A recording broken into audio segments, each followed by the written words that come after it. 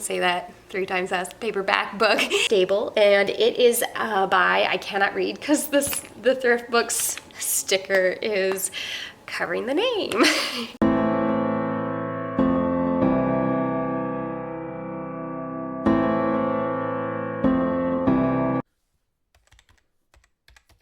Hey guys, welcome back. My name is Courtney if you're new here. I am a homeschooling mom to 2 boys. I have a almost 5-year-old and a 2.5-year-old. This year I ended up buying some Christmas books / winter books just because our library, we live in a very small town, and it's just very difficult to get my hand on the Christmas books even if I put holds on them. And so I went ahead and decided that some of the Christmas books or winter books that I was very excited to buy at our library, because we live in such a small town, it's really hard to put on hold the Christmas and the winter books. Even if you do it in advance, they're just very high. And this year I decided to go ahead and buy some. Now, I took advantage of some of the early Black Friday deals with Target. And then of course, if you're not new to my channel, I love Thriftbooks. And so the rest of them will be through Thriftbooks. So many of these I have not read, but they did come very highly recommended. Some are going to be Christian based and other ones are going to be for, secular. I think we'll go ahead and get started. I will start with the Target ones that I got. The Target ones, while they were on sale, it was buy 2, get 1 free. They still were full price. So it's not like they were a really good deal. The reason I bought them through Target was because they were a better deal with the buy 2, get 1 than if I would have bought it at Thriftbooks at the time. So the first one that I got was A Simple Christmas on the Farm. And I am gonna say the author's name, so if I mess it up, I'm sorry, but Phyllis Alsdorf. So I apologize if I'm gonna say any of these names wrong. I'm not perfect. So this book is gonna be about when a little girl finds out her family is planning a simple Christmas this year. She's not so sure about it, but soon she gets into the spirit of simplicity and generosity by making presents and Christmas decorations with her parents and grandparents on their family farm. She and her mama share Christmas cookies with friends they meet, inviting everyone to join them for Christmas in their little red barn. Warm and heartfelt, this story invites children and families to imagine an inclusive Christmas, focusing on the simple pleasures of connection, community, and the care, generosity shared by making things by hands. And so this one looks absolutely wonderful. I know that a lot of people recommend the Thanksgiving one, and that one, if I enjoy this, I will definitely end up buying, but the illustrations are absolutely beautiful and we are excited to add that to our collection. Okay, so the second one that I ended up getting through Target was 10 Ways to Hear Snow. And this is by Kathy Camper. And so this one is gonna be a snowy day, a trip to grandma's, time spent cooking with one another, and space to pause and discover the world around you come together in this perfect book for reading and sharing on a cozy winter day. One winter morning, Lena wakes up to silence. It's the sound of snow, the kind that looks soft and glows bright in the winter sun. But as she walks to her grandmother's house to help make the family recipe for Warwick Enab, if I'm saying that correct, she continues to listen. As Lena walks past snowmen and across icy sidewalks, she discovers 10 ways to pay attention to what might have otherwise gone unnoticed. So this one is going to talk about exploration of mindfulness, empathy, and what we realize when the world gets quiet. And so the illustrations are adorable as well. I really liked this one for my boys. So I really liked this one because just with flipping through some of the sample pages on Amazon, I was able to see that it highlights certain words like swish, swish, swish, swish, or let's see, what is some other ones? So kind of like the sounds that you're hearing. Stomp, stomp, stomp. And my kids really love those types of books that are going to include those types of things, especially with my kids being in speech therapy. Kind of has that component where my kids can get involved, and those books are really wonderful for kids who are in speech therapy, where when you read the book again, they can kind of remember and they can kind of participate in that stomp, stomp, stomp, or whatever it was. So the third book that I ended up getting was not a winter book, but it is A World Wonder by Laura Whiffler. And so I just wanted to go ahead and show you the one that I ended up buying. as my free one. In the back, this one says big dreams, amazing adventures, and the little things that matter most. It says young readers will join Cora, a girl with big dreams and even bigger aspirations, on a journey to discover what makes life truly meaningful. Ever since she was a little girl, Cora has dreamed of designing truly fantastical things, awe-inspiring structures that everyone recognizes as world wonders, and that's exactly what she does. As Cora ages and her accomplishments and acclaim grow, she returns to her hometown to fulfill her childhood dream to transform the house on top of the hill into a true world wonder. In the process, Cora learns that living a meaningful life isn't all about the amazing achievements or always making things bigger and better things, but about building community, giving generously of your time and talents, and loving others along the way. And so this one just had really good reviews. It was definitely recommended to me to read.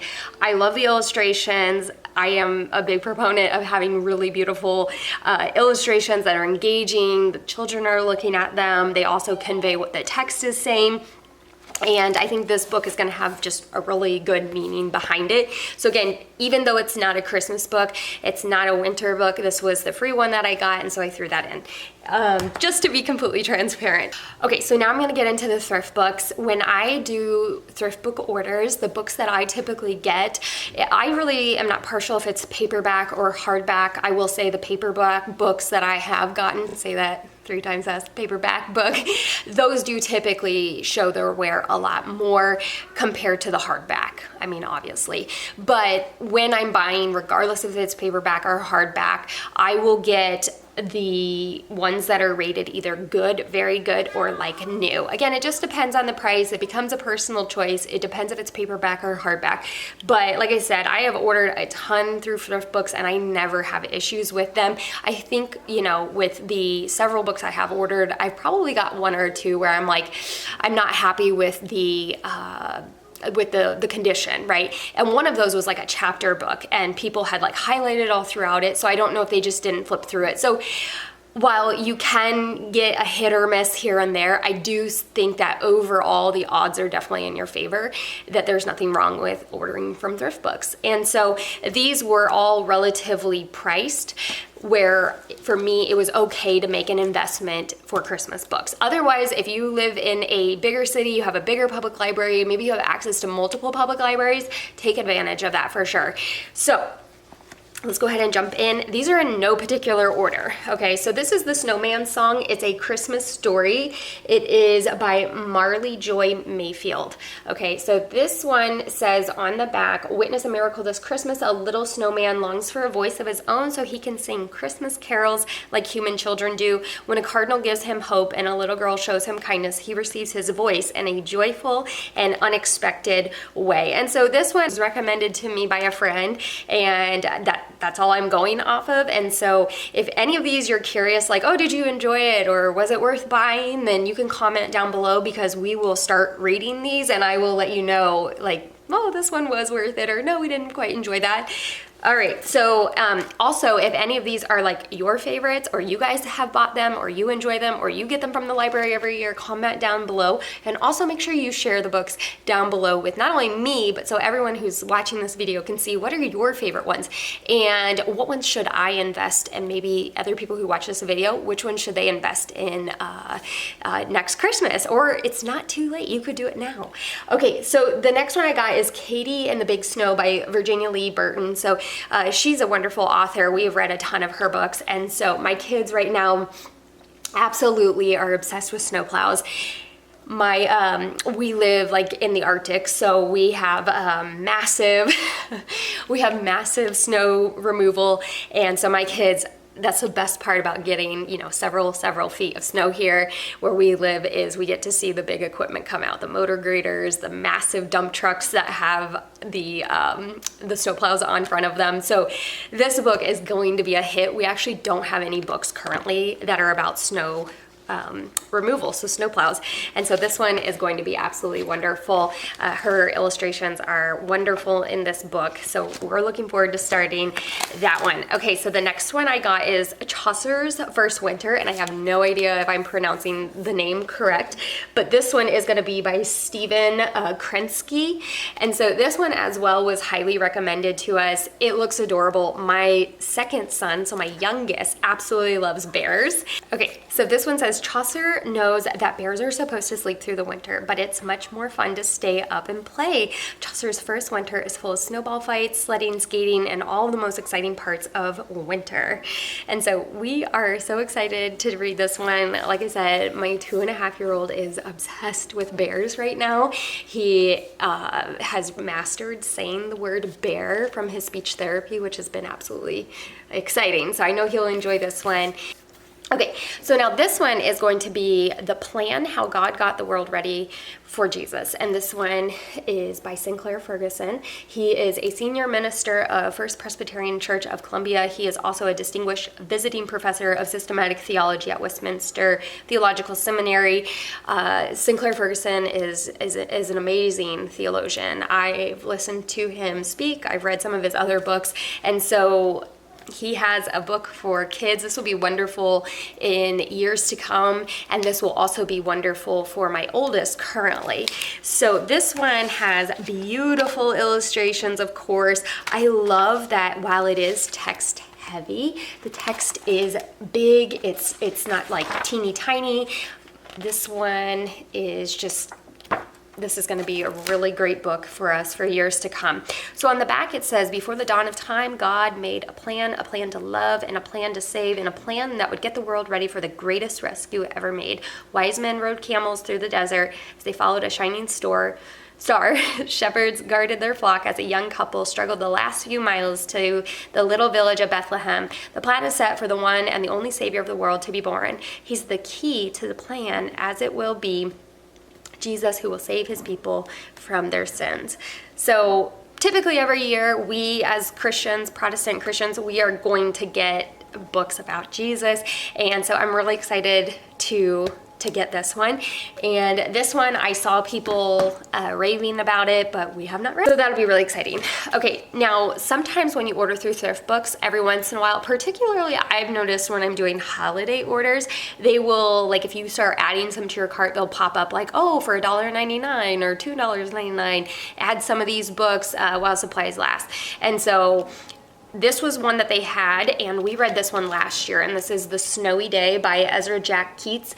I love Ezra Jack Keats. He's a phenomenal author, and this one, of course, like, I don't know who hasn't read this one. It's very popular. So we read this one last year and the year before, and so we are excited to add this one to our collection. Okay, so if you're curious about this book, maybe you've never read it, or it's been a while, or maybe you read it when you were younger.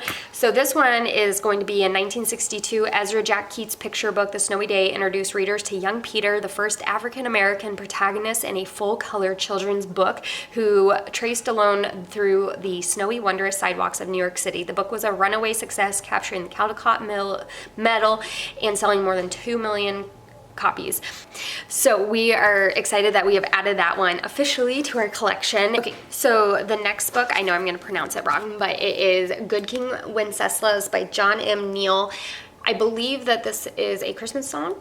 And so the description for this book is, Good King Wenceslas looked out on the feast of Stephen when the snow lay round about, deep and crisp and even. I believe those are the lyrics, if I'm correct. Brightly shone the moon that night, though the frost was cruel, when a poor man came in sight, gathering winter fuel. This story, based on actual events that occurred in the 10th century, tells of a kind-hearted king and his page who set out to help a poor man on a cold winter's night and experience a miracle along the way. The energetic paintings of Tim Ladwig's bring new life to the familiar words and remind readers of all ages and helping others is a blessing. So this one was, I saw it was recommended. My library actually didn't have it at all, and I thought, well, you know what, this is probably a good book for my older son, and so we will give this one a try. The next one is going to be Winter is the Warmest Season, and on the back it says, it's winter time to get cozy. It's winter, time to get cozy is what it says on the back. Okay, so the description for this book is most people think summer is the warmest season. This story, however, is brimming with evidence to the contrary. From roaring fires to grilled cheese sandwiches to toasty flannel pajamas, a unique twist on the traditional wintertime picture book, the beautiful visual narrative follows a boy and his family through a day of hot breakfast, steaming afternoon cocoa, and a festive candlelit party before bed. With its inviting scenes, poetic text, and gorgeous illustrations, winter is the warmest season, celebrates all the wonderful things that make winter the coziest time of the year. So because we live basically in the Arctic, we have incredibly long and gloomy, dreadful, freezing cold snow. You just see white for months and months and months of our years. And so I thought this is a book that we need. My boys do love winter, but they are like, when do we get to go outside and play? And so I thought this is a book that not only mama needs to read, but to remind the boys as well that there is this coziness. So we're big advocates where we live of hygge. So if you've studied about hygge, it is a big thing where we live, and this book kind of reminds me of some of the hygge elements. And so that's why I got this one. And so while we have not read it, I am just so excited. The illustrations look so much fun. There's so much to look at. They're nice and big, they're cozy, they're warm. This is definitely a book that I knew we should have on our shelf. Okay, so the next one is going to be This Is the Stable, and it is by, I cannot read because the Thriftbooks sticker is covering the name.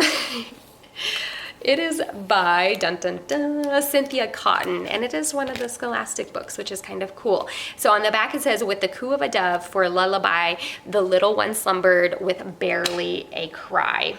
Okay, so this one, the description says, a gorgeous, poetic new version of the nativity story, wondrous things that are happening in this humble little stable. The animals are gathering around, shepherds and wise men and angels are coming from afar. All of them are flocking to see the child, or Christ the child, born this night in Bethlehem. So illustrated in the gorgeous tropical hues of the region and the told and lyrical verses, perfect for reading aloud. This is a retelling of the nativity that will be treasured for many Christmases to come.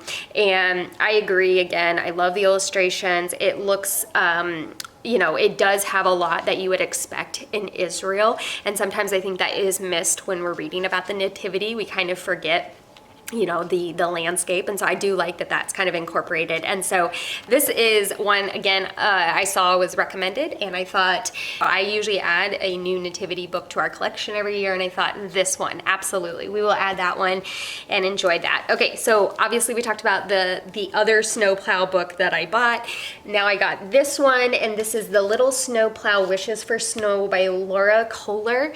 And so I got this one because I also got The Little Snowplow by the same author. And so this one I thought would be a lot of, I thought this one would be really good to read, as we know, like, you know, we sometimes get where we live a little bit gloom when summer's coming to an end and our fall starts getting very cold very fast, and this one would kind of give us that, hey, this is a book we can read where there is exciting stuff to think about with snow. And so this is a book about wishing and waiting and the magic of a first snowfall. So I think this is going to be a really good one for us pre-winter and kind of adjusting to being inside what's coming, right? So the description on this book says, the little snowplow loves his job on the mighty mountain road crew, but the work he loves best is plowing snow. Throughout the year, he wishes for snow to come, but as winter begins, without a single flake in sight, as the weeks pass and little snowplow's birthday approaches, he starts to wonder whether it will snow at all. Will the little snowplow's birthday dreams come true? So I think that'll be a lot of fun for us to read, especially, like I said, pre-winter. Okay, so obviously the next one we'll talk about is The Little Snowplow, same author. I did get the board book version. I don't think I realized it was going to be a board book version. The description on the back of this one is, big trucks may brag and roar, but small and steadfast wins the day in this cheerful story with timeless appeal. On the mighty mountain road crew, the trucks come in one size big. That is, until the little snowplow joins the crew. None of the other trucks think that the little plow can handle the big storms, but he knows that he can do it. And just to be sure, he trains hard, pushing loads of gravel, pulling blocks of concrete, and doing plow lifts to get ready. But when a blizzard arrives, will the little snowplow's training be enough to clear the streets and handle handle unexpected trouble. And it says that it is taking its place beside classics such as The Little Engine That Could and Mike Mulligan and his Steam Shovel. So we are absolutely excited to read this one. I know my boys are going to be so excited. They're downstairs right now and they're going to be so excited when they see this. So, all right, we also got I bought Tractor Mac Saves Christmas by Billy Steers. And so Tractor Mac has been new to us this year. We have read some of the fall ones and we absolutely loved it. I think Billy Steers does a great job. It looks like he has quite a few other books that we need to either look at and listen on YouTube or that we'll just have to add to our collection. And so my oldest is a tractor lover. We have a lot of farmland around us and he is just all about tractors. And so this one is a little bit heavier on the text, I will say. And so the description on this one, it says, when a blizzard strikes and it looks like the town tree lighting ceremony has to be canceled this year, Tractor Mac knows just the way to save Christmas. All right, the next one is going to be The Pine Tree Parable by Liz Curtis Higgs. And so on the back it says it tells the heartwarming tale of a farmer and his family who nurture tiny seedlings into fragrant Christmas trees. When the trees are tall enough to offer their neighbors, the farmer's wife plans to keep the most beautiful pine tree for her family until one snowy December night when a child teaches her the true meaning of Christmas. And so it says that the author has also wrote like the Pumpkin Patch Parable, the Parable of the Lily. So I know a lot of those are really popular. And this one is going to be Christian. It has Bible verses in it. I am a huge fan of Margaret Wise Brown. So I found this one on Christmas Eve. And this one, I am just very excited. It doesn't have a ton of text, I will say, surprisingly, but you can tell the illustrations. It's happening at night. It's very dark. I can just imagine how exciting this is going to be to read with my kids.